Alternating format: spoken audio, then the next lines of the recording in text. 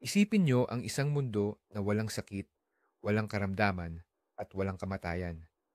Isang mundo kung saan hindi nyo na kailangang magbanat ng buto para lang may makain. Parang utopya, di ba? Pero paano kung sabihin ko sa inyo na ayon sa isa sa mga pinakakilalang kwento sa mundo, isang hakbang na lang ang layo natin sa ganoong uri ng buhay? Ngayon, magsasagawa tayo ng isang eksperimento sa pag-iisip. Paano kung sinabi ni na Adan at Eva ang hindi sa tukso? Paano kung hindi nila kinain ang pinagbabawal na prutas mula sa puno ng kaalaman? Ano kaya ang magiging itsura ng ating mundo, ng ating sibilisasyon, at maging tayo mismo? Humanda kayo dahil ang mga sagot ay maaaring lubos na makagulat sa inyo. Balikan lang natin sandali ang simula ng kwento, ang hardin ng Eden. Ang dalawang unang tao, sina Adan at Eva, ganap na pagkakasundo sa kalikasan at sa lumikha. At isang patakaran lang, huwag kumain ng bunga mula sa puno ng kaalaman ng mabuti at masama. Gaya ng alam natin, nilabag ang patakarang ito. Pero sa ating timeline, sa ating sitwasyon, ibang-iba ang naging takbo ng lahat. Halina't simula ng ating paglalakbay sa mundo, kung saan ang lahat ay umayon sa nararapat. Ang pinakauna at pinakamahalagang pagbabago ay ang sangkatauhan ay mananatili sa hardin ng Eden. Guni-gunihin nyo lang ito sa isang saglit. Ang ating tahanan ay hindi isang planeta na may mga disyerto, glacier, at nagngangalit na karagatan. Ang ating tahanan ay isang laging namumulaklak, perpektong hardin. Dito, wala nang pagbabago ng panahon tulad ng alam natin. Walang nakakapagod na init o tumatagos na lamig. Ang laging nangingibabaw ay isang perpekto at komportabling tagsibol. Ang mga puno ay laging hitik sa masasarap na bunga at ang mga parang ay puno ng nagkikinangang bulaklak. Ang mga ilog ay umaagos ng malinis at malamig na tubig. Kalimutan na ang lindol, bagyo o tagtuyot. Ang kalikasan dito ay hindi isang puwersa na kailangang labanan, kundi isang mapagkalingang ina. Ibig sabihin nito, ang mismong konsepto ng tahanan bilang silungan mula sa masamang panahon ay hindi na umiiral. Hindi na kailangan magtayo ng kubo o kuweba. Ang buong mundo na ang iyong ligtas at komportabling tahanan. Ang sangkatauhan ay hindi kumakalat sa buong planeta. Hindi naggalugad ng mga bagong lupain dahil bakit ka pa aalis sa lugar na kung saan ay mayroon na ang lahat? Ang buong sibilisasyon, kung matatawag nga itong sibilisasyon, ay nakasentro sa isang perpektong lugar. Ito ang panimulang punto na ganap na magbabago sa lahat ng susunod na mangyayari. At dahil mananatili tayo sa paraiso, may isa pang napakahalagang pagbabago na magaganap sa atin. Mananatili tayong immortal. Ang kamatayan bilang parusa sa kasalanan ay hindi na iiral sa ating realidad. Isipin mo lang, sa ating mundo, hindi na natin mararanasan ang pagtanda sa nakasanayan nating paraan. Hindi manghihina ang ating katawan at hindi kailanman mawawala ang ating lakas. Hindi ka na magpapaalam sa iyong mga mahal sa buhay dahil hindi sila aalis o maglalaho. Isipin mo ang buhay na walang takot na mawalan, walang pagluluksa, at walang sementeryo. Ang buhay ay walang katapusan. Hindi ito isang maikling yugto na kailangan mong sulitin kaagad, kundi isang walang hanggang agos ng pamumuhay.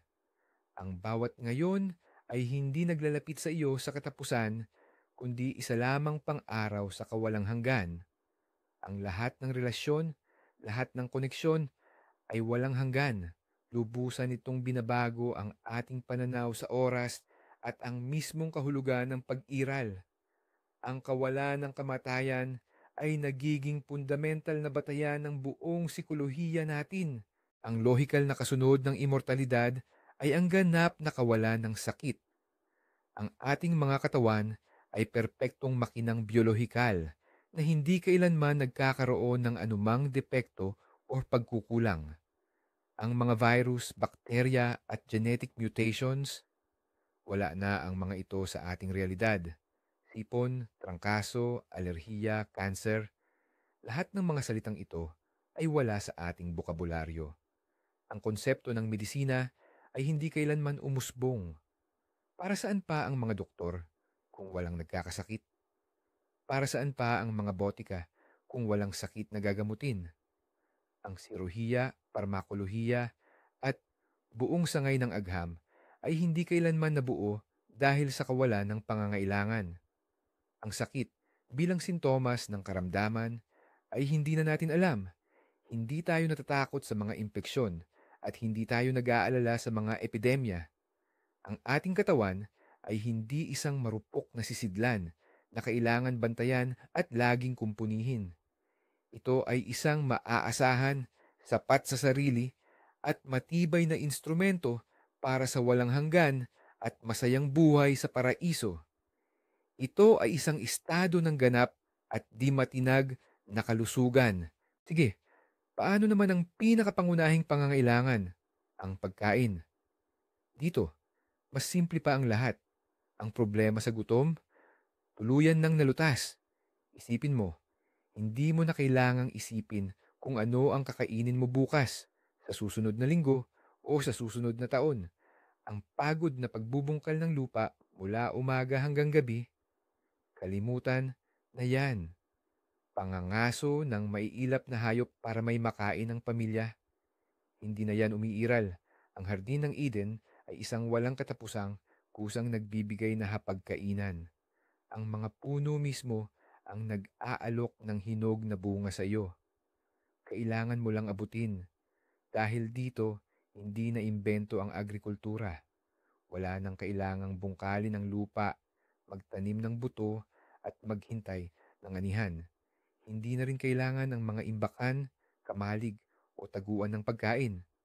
Ang buong ekonomiya na nakasentro sa produksyon at pamamahagi ng pagkain ay hindi na lang nabuo. Ang pagkain ay hindi isang resursong pinag-aagawan. Ito ay isang bagay na naroon na lang, tulad ng hangin na ating nilalanghap. Ngayon, pag-usapan naman natin ang ating mga kapitbahay sa harding ito, ang mga hayop. Sa ating mundo, may tinatawag tayong food chain, kung saan may mga hayop na nangangaso at may mga hayop na biktima. Ngunit sa Eden, hindi umiiral ang ganoong konsepto. Ang klasikong larawan sa Biblia kung saan ang leon ay payapang nakahiga sa tabi ng kordero. Iyan ay ang kanilang araw-araw na realidad. Ang mga maninila ay hindi nangangaso ng mga kumakain ng halaman dahil wala silang pangangailangan na gawin ito. Ang lahat ng hayop sa mundo ay kumakain ng pagkain mula sa halaman na napakasagana. Ang takot sa mababangis na hayop, isa sa mga pinakalumang damdamin ng tao, ay hindi natin nararanasan. Maaari kang lumapit at haplusin ang isang tigre na parang alagang kuting at hindi ka matatakot na kakainin ka nito. Ang mga ahas ay hindi makamandag at ang mga gagamba ay hindi delikado.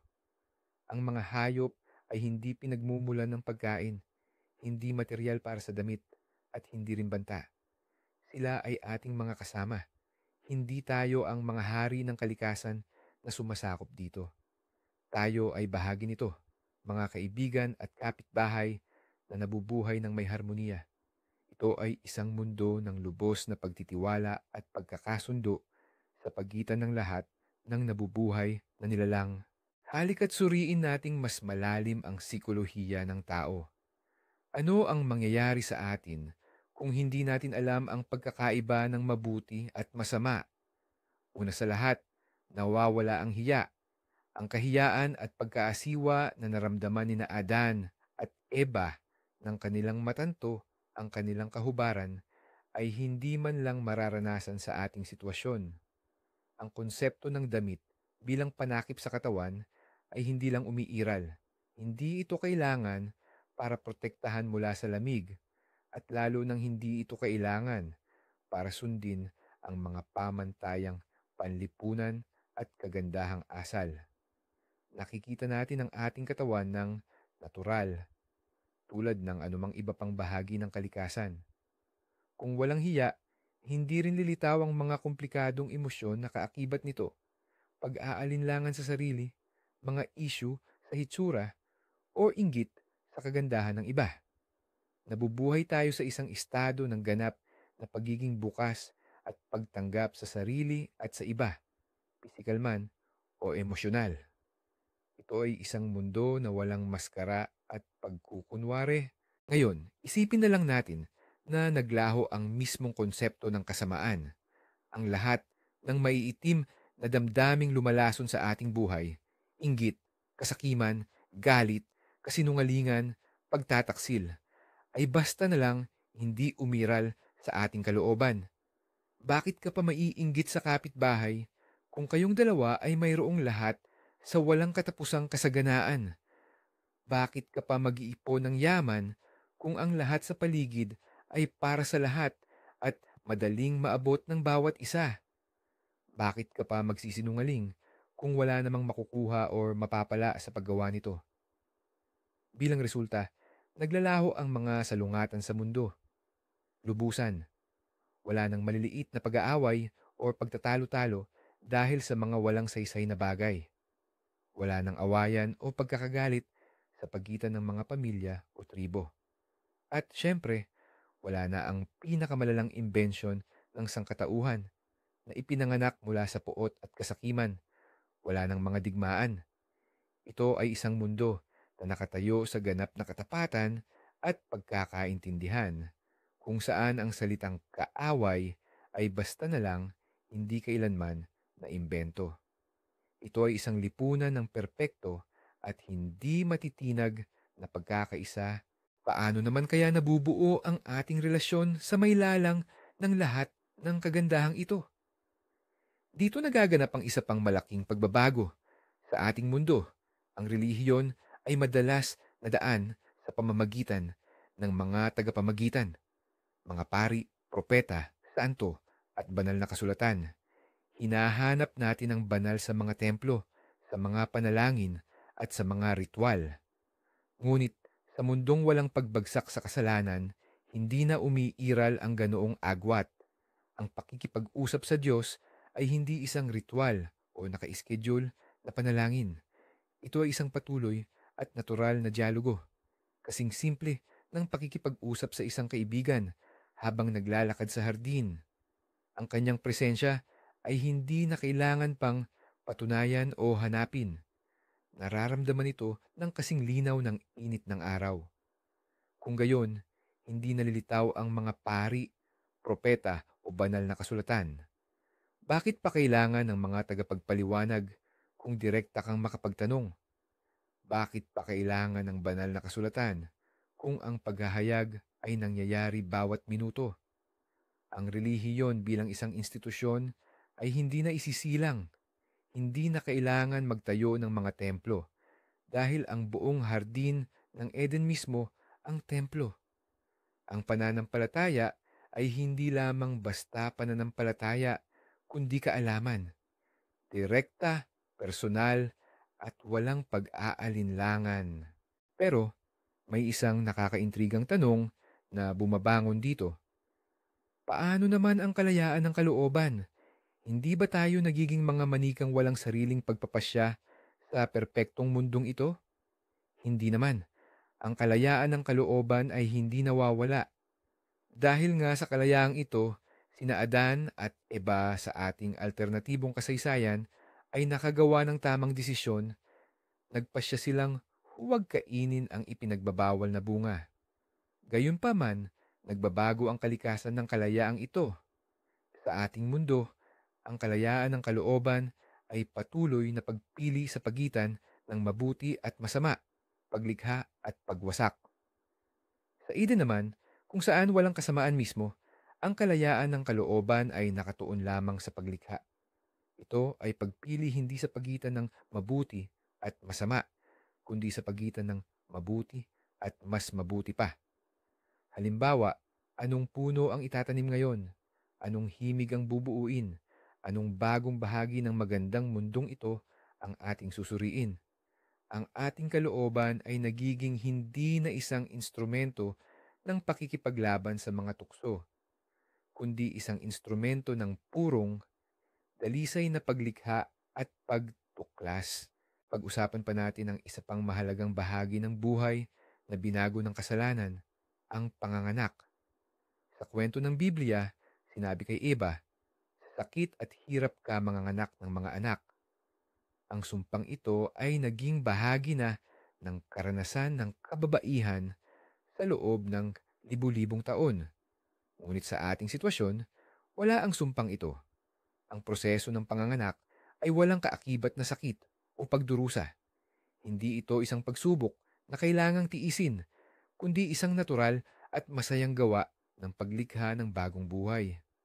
Walang takot sa panganganak at wala ring anumang panganib o komplikasyon. Ang pagiging ina, mula pa sa pinakaunang sandali, ay nagiging dalisay na kagalakan, hindi sinisira ng pisikal na paghihirap. Ito ay isa pang detalye sa larawan ng isang mundo, kung saan ang armonya at biyaya ay bumabalot sa bawat aspeto ng pag-iral, maging ang mga bagay na sa ating realidad ay karaniwang nauugnay sa sakit. Kung gayon, nabuo na natin ang larawan ng isang perpektong buhay para sa isang individual. Ngunit paano kung dumami ng dumami ang mga taong ito? Dito natin haharapin ang unang seryosong problema sa lohika, ang sobrang populasyon. Kung walang namamatay at patuloy pa rin ang panganganak, kahit pa walang sakit, darating ang panahon na sisikip ang hardin ng Eden. Paano kaya malulutas ang problemang ito? Marahil, natural na nagkakaroon ng kontrol o balanse sa bilang ng mga ipinapanganak. O kaya, ang hardin ng Eden mismo ang mahiwagang lumalawak upang magkasya ang lahat. O baka naman, sa isang yugto, kusang titigil na lang ang sangkatauhan sa pagpaparami. Kapag naabot na ang isang ideal na bilang, mananatiling bukas ang tanong na ito.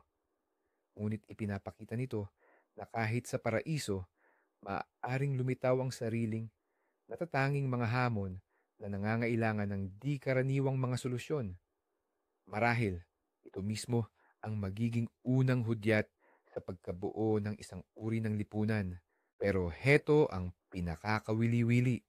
Ano ang nagtutulak sa progreso sa ating mundo? Kadalasang ito ay ang pangangailangan at ang pagpupunyagi. Inimbento natin ang gulong para mas madaling makapaglipat ng mga karga.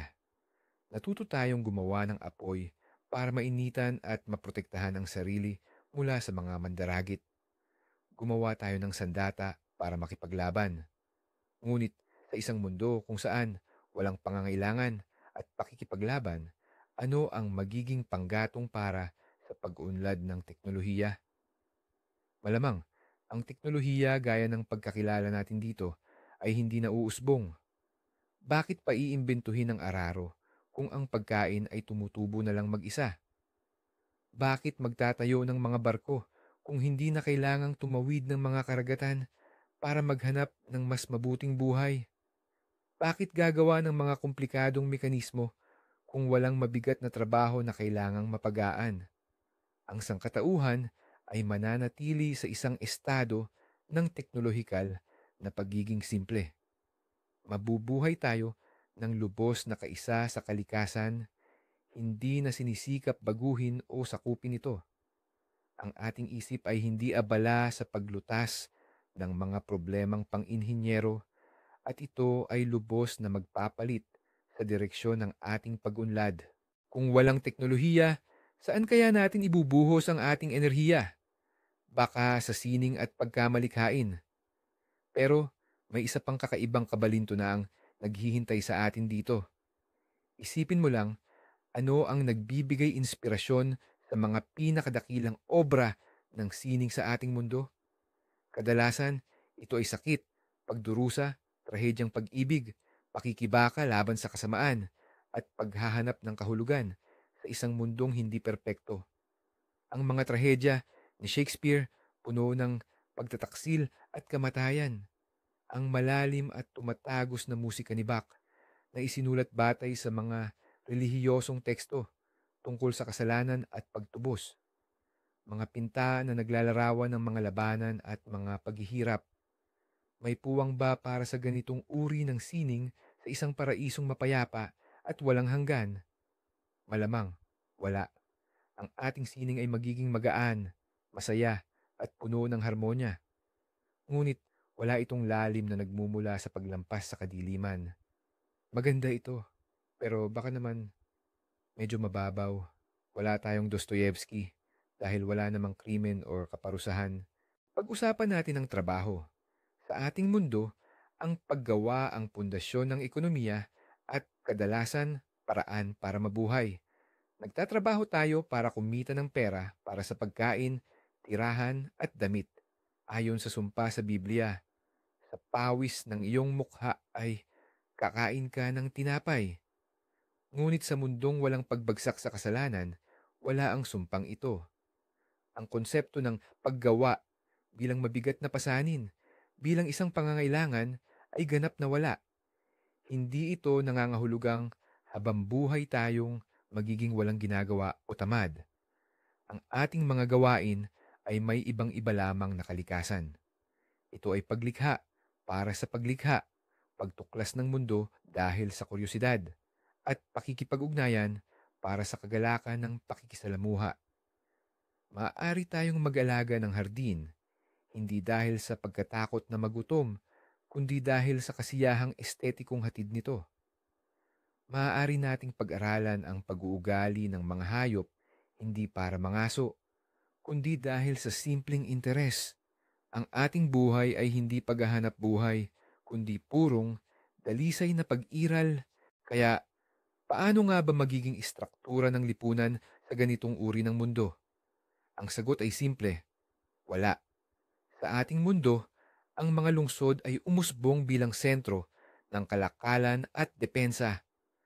Ang mga estado at hangganan ay lumitaw upang pangasiwaan ng mga yaman at protektahan laban sa mga kaaway. Ang mga batas ay binuo upang ayusin ang mga hidwaan. Ngunit sa isang mundong tulad ng Eden, wala ni isa sa mga ito ang kinakailangan. Bakit pa magtatayo ng mga lungsod na may pader kung wala namang kaaway na kailangang ipagtanggol? Para saan ang mga hangganan kung ang buong mundo ay iisang tahanan at walang pagtatalo sa teritoryo? Para saan pa ang mga hari, gobyerno at hukbo? Ang lahat ng komplikadong istrukturang panlipunan na ito ay hindi na lang basta-basta uusbong. Ang sangkatauhan ay nabubuhay bilang isang malaki at nagkakaisang pamilya kung saan walang hierarchy, walang kapangyarihan at pagpapasakop. Tayo ay isang nagkakaisang bayan ng walang mga bansa, hadlang sa wika at pampulitikang pagkakaiba. Ito ay isang mundo ng walang komplikadong sibilisasyon sa nakasanayan nating kahulugan. Sa patuloy na pagtalakay sa pag-unlad, tingnan naman natin ang agham.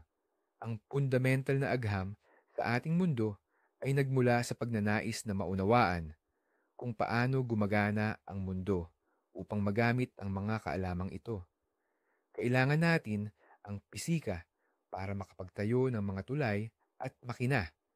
Ang kimika ay kailangan upang lumikha ng mga bagong materyales at gamot. Samantalang ang biyolohiya ay mahalaga para maunawaan ang mga sakit at mapabuti ang mga ani. Kung wala ang mga praktikal na pangangailangan, hindi rin uunlad ang agham sa ganitong paraan. Bakit pa pag-aaralan ang batas ng grabidad kung hindi naman kailangang maglunsad ng mga satellite? Bakit pa aalamin ang kimika ng mga polymer kung hindi naman kailangang gumawa ng plastik? Ang pag-unawa natin sa mundo ay mas nakasentro sa pagmamasid at pagninilay kaysa sa pagsusuri. Maaari nating hangaan ang ganda ng kalangitan sa gabi, pero hindi tayo makakabuo ng astropisika. Maaari tayong magmasid sa buhay ng mga halaman, ngunit hindi tayo makakabuo ng henetika. Ang siyentipikong pamamaraan na nakabatay sa eksperimento at pagsubok ng mga hinuha para malutas ang mga problema ay hindi lang talaga kailangan. Ngunit paano naman ang ahas na manunukso, ang mismong dahilan ng buong drama sa ating kwento? Siya ay isinumpa at pinalayas. Ngunit paano sa isang mundo kung saan hindi nagtagumpay ang kanyang tukso? Hindi siya naglalaho, nanatili siya sa hardin ng Eden. Nagiging isang buhay na paalala siya, isang walang katapusang pahiwatig ng pagpiling ginawa ni na Adan at Eva noon. Maaaring patuloy pa rin siyang sumusubok, lumalapit sa mga tao, nag-aalok ng kanyang mga pang-aakit, ngunit wala nang nakikinig sa kanya. Ang kanyang mga salita tungkol sa kapangyarihan, karunungan at lakas ay tila walang saysay sa isang mundong buo ang kapayapaan at pagkakaisa. Nagiging isang kakaibang nilalang siya sa lugar, isang ingay na parang background noise lang na hindi na pinagtutuunan ng pansin. Ang kanyang pag-iral ay patuloy na patunay sa kawastuhan ng desisyon, ngunit hindi na siya isang tunay na banta, kundi isang anino na lamang ng isang nasayang na pagkakataon para sa kasamaan. Ngayon, tingnan naman natin ang mas malawak na perspektibo. Ang buong senaryong ito ay lubhang magpapabago sa kasaysayan ng mga relihiyong Abrahamiko, ang Hudaismo, Kristyanismo at Islam. Ang kanilang buong teolohiya ay nakasalalay sa konsepto ng pagkahulog ng tao mula sa grasya at ang kasunod na daan patungo sa kaligtasan. Kung walang orihinal na kasalanan, ang buong komplikadong istrukturang ito ay guguho. Hindi na kailangan ang mga tipan at mga propeta na magpapaalala sa mga tao tungkol sa Diyos. Hindi na rin kailangan ang mga sakripisyo para sa pagtubos ng mga kasalanan. At higit sa lahat, sa teolohiyang Kristiyano, mawawala ang pangangailangan para sa isang tagapagligtas. Ang misyon ni Hesukristo, ang kanyang sakripisyo sa krus, ay mawawala ng orihinal na kahulugan dahil wala namang dapat iligtas ang sangkatauhan. Ang buong kasaysayan ng mundo, pati na ang lahat ng relihiyong humubog sa ating sibilisasyon, ay tatahak sa isang ganap na kakaiba at hindi natin maintindihang landas o kaya'y hindi nangalilitaw. Hindi lang ito nagbabago ng isang kwento, kundi ang buong pundasyon ng ating kultura. At ngayon, narating na natin ang pinakapuso at pinakamabusising tanong. Inilarawan natin ang isang mundong walang sakit, takot at kasamaan. Ngunit, anong uri ng tao ang mabubuhay sa mundong ito? Kung walang pagpupunyagi, walang pagdaan sa pagsubok, walang pagkilala sa dilim upang tunay na pahalagahan ang liwanag. Mananatili pa ba tayong tao sa ating kasalukuyang pagkaunawa? Dahil ang mga pagsubok ang humuhubog at nagpapatibay sa ating pagkatao. Ang mga pagkawala ang nagtuturo sa atin na pahalagahan ang ating taglay. At ang kaalaman sa pag-iral ng kasamaan ang nagpapatingkad sa ating pagpili ng kabutihan, ginagawa itong may malay at tunay na mahalaga. Kung wala ang lahat ng ito, hindi ba tayo magiging parang mga batang walang hanggang kaligayahan, ngunit sa kaibuturan ay nananatiling walang muwang? Mga nilalang na hindi kailanman ganap na mailalabas ang kanilang buong potensyal dahil wala silang sapat na udyok o inspirasyon para dito. Maging masaya man tayo, ngunit magiging malalim at makabuluhan ba ang kaligayahang iyon? Ito ang susing tanong na nagpapalagay ng pagdududa sa pagiging ideal ng paraisong ito. At sa puntong ito, ang ating eksperimento sa kaisipan ay nagdadala sa atin sa isang nakakagulat na konklusyon. Maaaring ang perpektong paraisong ito, ang utopya na ating pinag-uusapan, ay isa lamang gintong hawla. Oo, wala itong pagdurusa, ngunit wala rin itong tunay na paglago. Walang pag-unlad. Walang drama ng buhay na humuhubog sa atin bilang tao. Ang sangkatauhan na habambuhay na nakakulong sa Eden ay magiging parang isang magandang halaman na hindi kailanman mamumulaklak sa perpektong kondisyon ng greenhouse. Hindi natin kailanman matutuklasan ang ating tunay na kakayahan. Hindi tayo makakabuo ng mga dakilang sibilisasyon. Hindi makakasulat ng mga henyong simponiya na isinilang mula sa matinding pagdurusa ng kaluluwa. At hindi makakagawa ng mga siyentipikong pagtuklas na dulot ng pangangailangang mabuhay. Ang perpektong mundong ito ay mananatiling statiko, hindi nagbabago, at sa huli, marahil nakababagot. Ito ay magiging isang kawalang hanggan na walang kasaysayan. Ngayon, pagtagpu-tagpuin natin ang lahat ng piraso ng palaisipang ito at dito na tayo haharap sa pinakamahalagang pagbabago. Naisip natin ang isang paraiso, isang utopya. Ngunit ano ang nakuha natin sa huli? Sangkatauhang hindi nakaranas ng pagdurusa, subalit hindi rin natikman ang tunay na galak ng pagtagumpay. Mga taong hindi marunong manakot, ngunit malamang ay hindi rin kayang magmahal ng malalim, handang magsakripisyo na nabubuo lamang sa gitna ng matitinding pagsubok. Isang mundo na walang sining na nagmumula sa sakit. Isang mundo na walang agham na pinakikilos ng pangangailangan. Kaya naman, ang pagkain ng ipinagbabawal na prutas ay hindi lamang isang pagkakamali.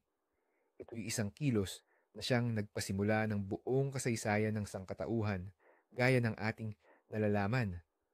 Oo, nagdala ito ng kamatayan at pagdurusa sa mundo. Ngunit nagdala rin ito ng ganap na kalayaan sa pagpili. Binigyan tayo nito ng pagkakataong hindi lang maging simpleng naninirahan sa paraiso, kundi mga lumikha ng sarili nating kapalaran. Binigyan tayo nito ng kaalaman tungkol sa dilim upang mas makita at matuto tayong hanapin ang liwanag ng may kamalayan.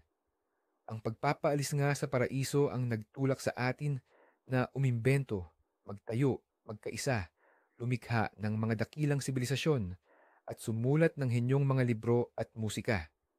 Ang buong kasaysayan natin, kasama ang lahat ng kakilakilabot at tagumpay nito, ay bunga ng pagpipiliang iyon.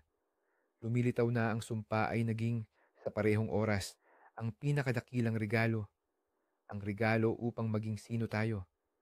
Kung gayon, marahil, ang mundo na walang nakain na mansanas ay magiging perpekto. Ngunit ito ay magiging walang laman at tiyak na wala tayong lahat doon. Salamat sa panunood ng video na ito hanggang sa dulo. Kung ang mental na eksperimentong ito ay nagpaisip sa inyo, huwag kalimutang mag-like at mag-subscribe sa channel upang hindi ninyo mapalampas ang mga bagong at kamangha-manghang hinuha. At ngayon, isang tanong para sa inyo. Ano sa tingin ninyo ang mas mainam na mundo? Ang sa atin ba, kasama ang lahat ng kakulangan at tagumpay nito? O ang walang hanggan, ngunit hindi nagbabagong paraiso? Isulat ang inyong opinyon sa mga komento. Siguradong masarap basahin iyan.